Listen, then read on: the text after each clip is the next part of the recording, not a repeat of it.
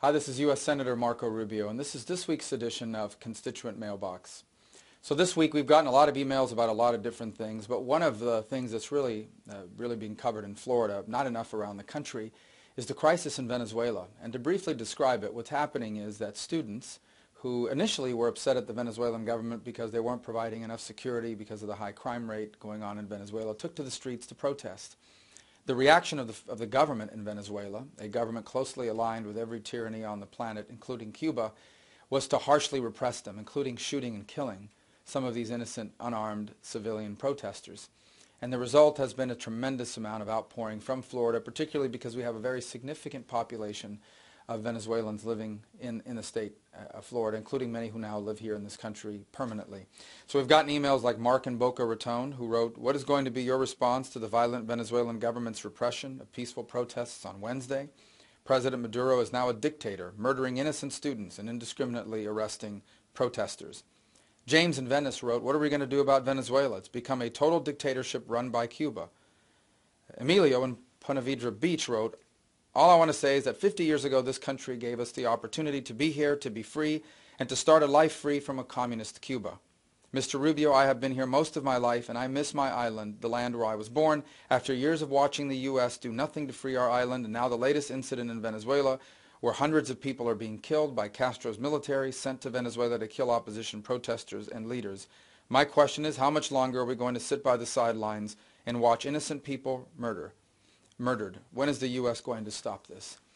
Well, I would say to all of you a few things. First of all, I'm not arguing that the U.S. should intervene militarily. I do think, and I have filed a resolution asking the White House to do two things of great importance. The first is I think the President should pronounce himself very clearly that he condemns in the strongest possible terms what Nicolás Maduro and their government is doing to the people of Venezuela.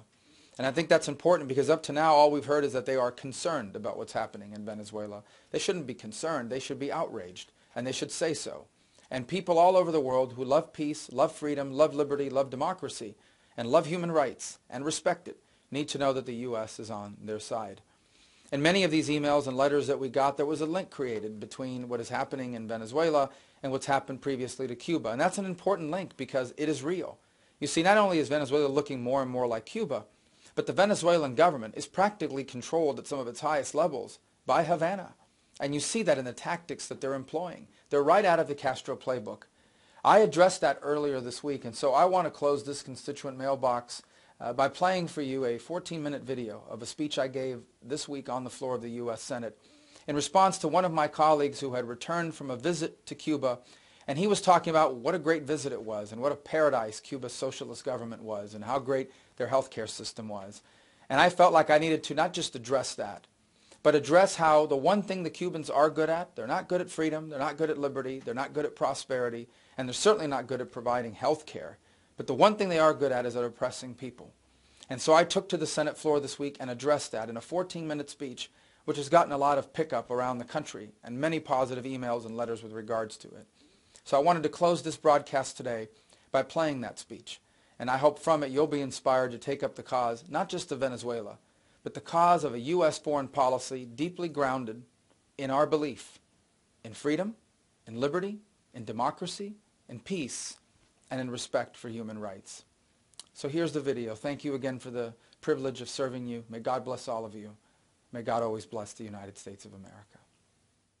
A few moments ago, the body was treated to a report from the senator from Iowa about his recent trip to Cuba. It sounded like he had a wonderful trip, visiting what he described as a real paradise. He bragged about a number of things that he learned on his trip to Cuba that I'd like to address briefly. He bragged about their healthcare system. Medical schools free, doctors are free, clinics are free. Their infant mortality rate may be even lower than ours.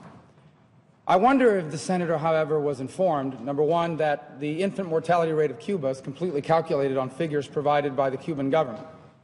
And by the way, totalitarian communist regimes don't have the best history of accurately reporting things. I wonder if he was informed that before Castro, Cuba, by the way, was 13th in the whole world in infant mortality. I wonder if the government officials who hosted them informed him that in Cuba, there are instances reported, including by defectors, that if a child only lives a few hours after birth, they're not counted as a person who ever lived, and therefore don't count against the mortality rate. I wonder if our visitors to Cuba were informed that in Cuba, anytime there is any sort of problem with the child in utero, they are strongly encouraged to undergo abortions. And that's why they have an abortion rate that skyrockets, and some say is perhaps the highest in the world. I heard them also talk about these great doctors that they have in Cuba, and I'm no doubt they're very talented. I've met a bunch of them. You know where I met them? In the United States, because they defected. Because in Cuba, doctors would rather drive a taxi cab or work in a hotel than be a doctor. I wonder if they spoke to him about the outbreak of cholera that they've been unable to control, or about the three-tiered system of health care that exists, where foreigners and government officials get a health care much better than that's available to the general population. I also heard him speak about baseball, and I know that Cubans love baseball since my parents were from there, and I grew up in a community surrounded by it. He talked about these great baseball players that are coming from Cuba, and they are. But I wonder if they informed him. In fact, I bet you they didn't talk about those players to him, because every single one of those guys playing in the major leagues defected. They left Cuba to play here. He also talked about how people would come up to him in the streets, and not a single person said anything negative about America. Nobody came up to him wagging their fingers saying, "You Americans and your embargo is hurting us." I'm glad to hear that, because everyone who wants to lift the embargo is constantly telling us that the Castros used that to turn the people against us. So obviously that's not true. So I'm glad to hear confirmation of what I already knew to be true. I heard about their wonderful literacy rate, how everyone in Cuba knows how to read. That's fantastic. Here's the problem. They can only read censored stuff. They're not allowed access to the internet. The only newspapers they're allowed to read are Granma or the ones produced by the government. I wish that someone on that trip would have asked the average Cuban, with your wonderful literacy skills, are you allowed to read the New York Times or the Wall Street Journal or any blog for that matter? Because the answer is no. So it's great to have literacy, but if you don't have access to the information, what's the point of it? So I wish somebody would have asked about that on that trip. We heard about Mr. Gross, who is not in jail. He's not a prisoner. He is a hostage. He is a hostage. And in the speech I heard a moment ago, I heard allusions to the idea that maybe we should, he didn't say it, but I know the language, I know the code in this, that maybe there should be a spy swap. Here's the problem. Mr. Gross was not a spy. You know what his crime was, if that's what you can call it? He went to Cuba to hand out satellite radios to the Jewish community. But we're glad to hear that the Cubans are so nice to him that they let him walk 10,000 steps a day and do pull-ups. And they let him build a necklace out of bottle cap tops. Very nice of them to allow him to do those things. How generous. I wonder if anybody asked about terrorism, because Cuba is a state sponsor of terrorism. I wonder if anybody asked about the fact that just a few months ago, a North Korean ship going from Cuba to North Korea was stopped in the Panama Canal, and it contained items in violation of international sanctions against the government in North Korea that a report just came out confirming what we already knew, has death camps and prison camps. And the Cubans are allowing them to evade these sanctions.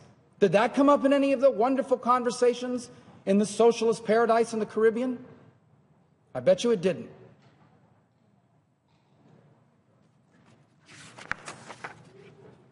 Let me tell you what the Cubans are really good at. They don't know how to run their economy. They don't know how to build a country. They don't know how to govern a people. What they are really good at is repression. What they are really good at is shutting off information to the internet and to radio and television and social media. That's what they're really good at.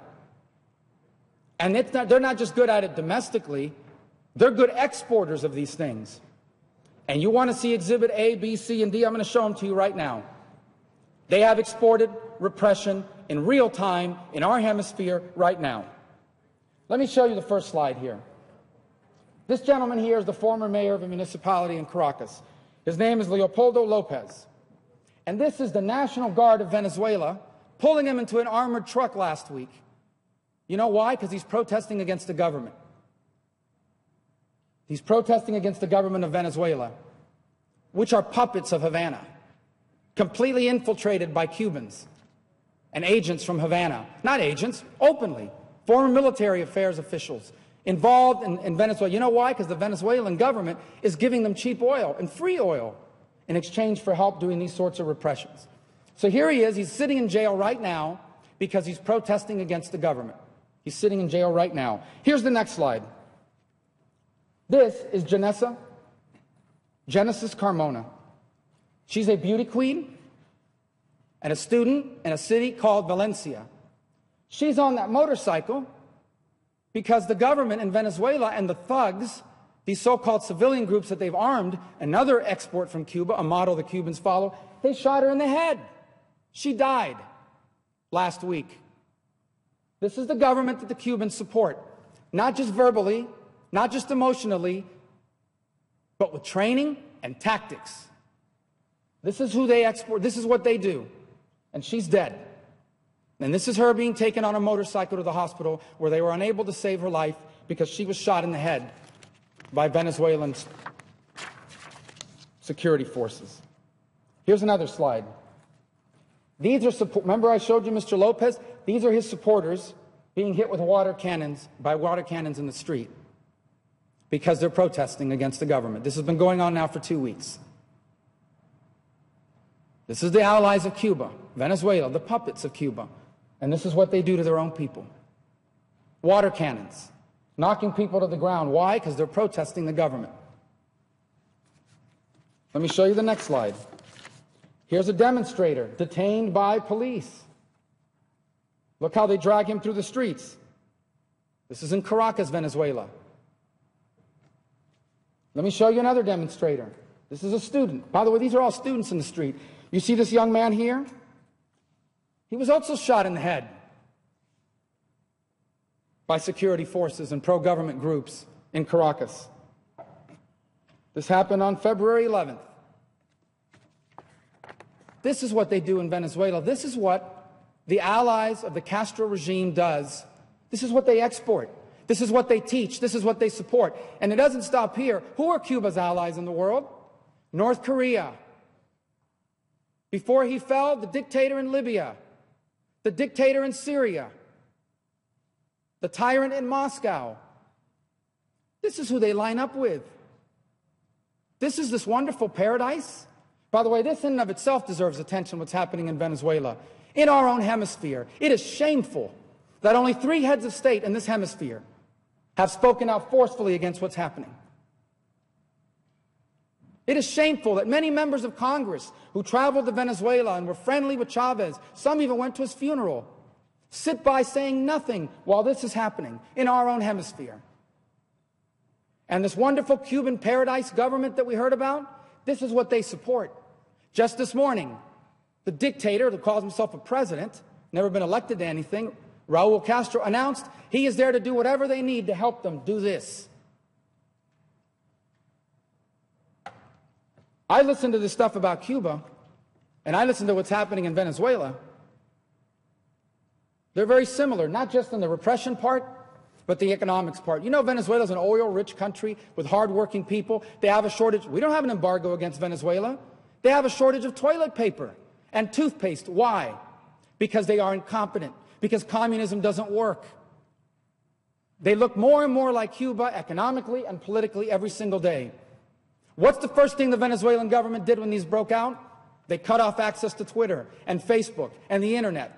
They ran CNN out of there. They closed down the only Colombian station. Years before, they had closed down all the independent media outlets that criticized the government. Where did they learn that from? From Cuba. And yet we have to listen to what a paradise Cuba is. Well, I wonder, how come I never read about boatloads of American refugees going to Cuba? Why have close to 1.5 million people left Cuba to come here, but the only people that leave here to move there are fugitives from the law and people that steal money from Medicare, that go there to hide? Why? How come no American baseball players defect to Cuba? Why don't any American doctors defect to Cuba if it's such a paradise? He cited a poll. More Americans want normal relations with Cuba. So do I. A democratic and free Cuba. But you want us to reach out and develop friendly relationships with a serial violator of human rights who supports what's going on in Venezuela and every other atrocity on the planet. On issue after issue, they are always on the side of the tyrants. Look it up. And this is who we should be opening up to? Why don't they change? Why doesn't the Cuban government change? Why doesn't the Venezuelan government change? Throughout this week, I will be outlining proposals and ideas about what we need to do, the sanctions we should be pursuing against the individuals responsible for these atrocities. So with North Korea, we have sanctions. Why? Because they're a terrorist government and an illegitimate one. Against Iran, we have sanctions. Why? Because they support terrorism and they're an illegitimate government. And against the Cubans, we have sanctions. Why? Well, you just saw why. Sanctions are a tool in our foreign policy toolbox, and we, as the freest nation on earth, are looked to by people in this country and all around the world to stand by them in their moment of need when they clamor for freedom and liberty and human rights. They look for America to be on their side, not for America to be cutting geopolitical deals or making it easier to sell tractors to the government there. We should be clear about these things. But here's the great news. I don't know if they get C-SPAN in Cuba. I bet you the government people do. I hope you see that in America, we are a free society. You're allowed to come on the floor, and you're allowed to say and spread whatever you want. You think Cuba's a paradise? You think it's an example and a model that we should be following? You're free to say that, here, in the press, and anywhere you want. But we're also free to come here and tell the truth. We're also free to come here and denounce violations of human rights and brutality. And I would suggest to my colleagues, the next time they go to Cuba, ask to meet with the ladies in white. Ask to meet with Yorani Sanchez. Ask to meet with the dissidents and the human rights activists that are jailed and repressed and exiled. Ask to meet with them. I bet you're going to hear something very different than what you got from your hosts on your last trip to the wonderful Cuba, this extraordinary socialist paradise. Because it's a joke. It's a farce. And I don't think we should stand by here with our arms crossed, watching these things happen in our hemisphere and say nothing about them. I can close by saying this. Over the last week, I have tweeted about these issues. I get thousands of retweets from students and young people until they shut them out in Venezuela who are encouraged by the fact that we are on their side. What they want is what we have, the freedom and the liberty. That's what all people want. And if America and its policymakers are not going to be firmly on the side of freedom and liberty, who in the world is? Who on this planet will? If this nation is not firmly on the side of human rights and freedom and the dignity of all people, what nation on the earth will? And if we're prepared to walk away from that, then I submit to you that this century is going to be a dangerous and dark one. But I don't believe that's what the American people want from us, nor the majority of my colleagues.